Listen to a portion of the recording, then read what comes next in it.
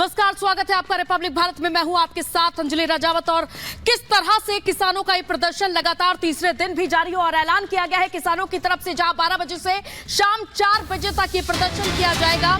और आपको ये भी बताते चले कि जहां आज तीसरे दौर की बैठक होगी, जहां केंद्र सरकार के 3 मंत्री मौजूद रहेंगे। कृषि मंत्री अर्जुन मुंडा, पीयूष गोयल और नित्यानंद राय मौजूद रहेंगे किसानों के साथ बातचीत करने के लिए। और शाम को 5 बजे चंडीगढ़ में ये बैठक होनी है तीसरे दौर की, क्योंकि इससे पहले जो 2 बैठकें हुई किसी हल तक नहीं पहुंची और इसके बाद आज तीसरे दौर की बैठक होगी। साथ ही साथ हम आपको ये भी बताते चले कि जो शंभू बॉर्डर से तस्वीरें सामने आ रही है वो दहला देने वाली है, क्योंकि किसानों और पुलिस कर्मियों के बीच लगातार झड़प की तस्वीरें सामने आ रही हैं। और इस बीच किसानों की ओर से ऐलान किया गया है कि 12 बजे से लेकर शाम 4 बजे तक रेल रोको आंदोलन किया जाएगा। तो शाम 5 बजे बैठक होगी, लेकिन आपको बता दें लगातार दूसरे दिन आंदोलनकारी जो हैं वो अपनी मांगों पर अड़े हुए हैं। सिंघू बॉर्डर की अगर बात करें तो सिंघू से लेकर टिकरी बॉर्डर, गाजीपुर से लेकर चिल्ला बॉर्डर तक माहौल लगातार तनावपूर्ण देखा जा रहा है। लेकिन सबसे ज्यादा पंजाब और हरियाणा को जोड़ने वाला जो शंभू बॉर्डर है वहां पर हंगामा देखने को मिला। लगातार पुलिस और प्रदर्शनकारियों के बीच झड़प भी हुई, जहां दूसरे दिन भी बवाल मचा हुआ है। किस तरीके के आज तीसरे दिन हालात हैं, आइए रिपोर्ट आपको दिखाते हैं।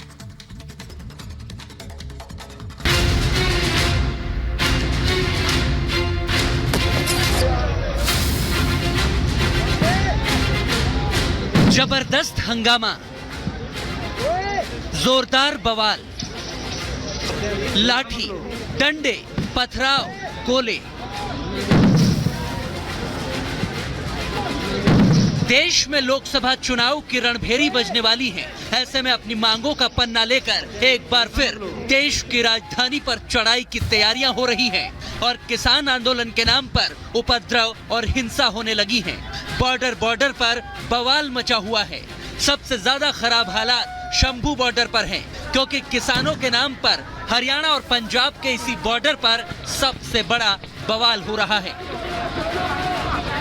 लगातार एक तरफ किसान नेता सभी अपने जो युवा हैं यहाँ पर या फिर जो तमाम प्रदर्शन के लिए लोग पहुंचे हैं उन्हें समझाने की कोशिश हो रही है। किसान नेता हैं जो लोगों को पीछे हटने के लिए, उन्हें शांत रहने के लिए अपील भी करते हुए यहाँ पर नजर आ रहे हैं। और ये देखिए कैसे जो एक के बाद एक जो टकराव की स्थिति बनी है उसमें जो लोग यहाँ पर घायल हुए हैं उनके ये हालात हैं। आंदोलन की आड़ में हिंसा को भड़काने वाले ये लोग कौन हैं? क्योंकि अन्नदाता तो देश को पालता पोसता है, वो अपने देशवासियों को मारता नहीं। जबकि यह तस्वीर देखिए जिसमें एक पत्रकार को उपद्रवियों ने घेर लिया और उसकी पिटाई कर दी। क्या इसलिए कि वो सच्चाई सामने ला रहा था? बवाल हुआ। एक्शन के डर से किसान संगठनों ने अपनी गलती मान ली। 2 पत्रकारों का मैंने पता लगा कि मिसबिहेवियर होया, कुटमार तक गल पहुंच गई। असी सारे दोनों फोरम और दोनों फोरमां दी सारी लीडरशिप असी तुहाडे तो इस गल की माफ़ी मंगते हैं और असी उस परिवार दे उस वीर दे नाल आ, सारे पत्रकारों के नाल। आंदोलन तो एक शांतिपूर्ण तरीका होता है, तो फिर उपद्रव का रास्ता क्यों अख्तियार किया जा रहा है? सोचने वाली बात तो ये भी है कि अगर सरकार से बातचीत हो रही है तो समाधान भी संभव है। तो फिर ट्रैक्टर ट्रॉली में 6 महीने का राशन लाना क्या संकेत देता है? मॉडिफाइड ट्रैक्टर ट्रॉली के पीछे क्या रणनीति है? शंभू बॉर्डर से बता रहे हैं हमारे संवाददाता लोमस झा। तो यहाँ देख सकते हैं किसानों के साथ जो ट्रैक्टर ट्रॉली आया है उसमें किस तरीके से इन्होंने इंतजाम कर रखे हैं। पूर्ण रूप से अगर बात करें तो बेड है, खाने का इंतजाम है। क्या क्या इंतजाम है आपके? सारा सामान है जी, खाने पीने का 1 साल का पूरा राशन है। सब क्या पत्तियां दालां जिन्नियां भी दालां का समान है, रोटी पानी बनाने दे सिलेंडर वगैरह सारा सामान कोल है। खनौरी बॉर्डर पर किसानों की एक बड़ी बैठक होती है जिसमें हरियाणा के कुछ किसान नेता और प्रधान प्रदर्शनकारियों को समझाने के लिए पहुंचते हैं। प्रधान किसान नेताओं ने कहा कि प्रदर्शन को खत्म करो और सरकार बात सुन लेगी, लेकिन पंजाब के आंदोलनकारियों ने बात नहीं मानी। इससे पहले प्रदर्शनकारियों और सुरक्षा बलों के बीच यहाँ पर जमकर झड़प होती रही। यहाँ पर करीब 3 से 4 पुलिस अधिकारी फिर झड़प में घायल हो गए। तमाम कोशिशों के बाद भी सुलह का कोई रास्ता नहीं निकल पाया। खरौनी बॉर्डर के पूरे आसपास के इलाके में हालात तनावपूर्ण होते जा रहे थे। ऐसे में हरियाणा पुलिस ने इलाके में मार्च किया। चाहे हम रैपिड एक्शन फोर्स की बात कर लें या सीआरपीएफ के जवानों की बात कर लें, उनको डिप्लॉयड किया गया है। पूरे इलाके को जो है वो एक छावनी में तब्दील कर दिया गया है। आपको बता दें, दरअसल ये जो रास्ता है ये सीधे लुधियाना और पटियाला को जाता है और इसी रास्ते के आगे जो बॉर्डर है जो हरियाणा और पंजाब को जोड़ता है, उस बॉर्डर पर काफ़ी भारी संख्या में किसान इकट्ठा हो गए हैं जो कि इधर आना चाहते हैं, लेकिन अभी किसानों को पंजाब की तरफ ही रोक के रखा गया है। खरौनी समेत तमाम बॉर्डर से बवाल की एक तस्वीर आपको आगे भी दिखाएंगे, लेकिन पहले ये भी जान लीजिए कि एक तरफ तो एमएसपी की मांग पर जमकर हंगामा हो रहा है, तो उपद्रव करने वालों की मांगों को लेकर सियासत भी तेज होने लगी है। विपक्ष बीजेपी की सरकार को घेरने में लगा है, तो बीजेपी इसे सियासी साजिश करार दे रही है।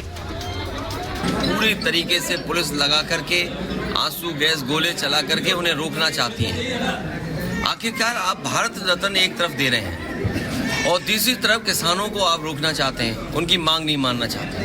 आखिरकार भारतीय जनता पार्टी चाहती क्या है? उन्हें इस बिंदु पर विचार करना चाहिए कि जो उनकी मांग है वो आज लीगली पॉसिबल भी नहीं है, क्योंकि सरकार अब संसद कैसे बुला सकती है। इसलिए सरकार अपनी पूरी दृष्टि संवेदना के साथ, हमारे दो मंत्रियों ने बातचीत की और आगे भी सरकार प्रतिबद्ध है किसानों की हर समस्या के सकारात्मक और संविधान के दायरे के अंदर समाधान निकालने के। पीडीए फ्लॉप है, पीडीए साफ है, सपा साफ है। उन्होंने जो प्रत्याशी उतारे वो परिवार डेवलपमेंट अथॉरिटी है।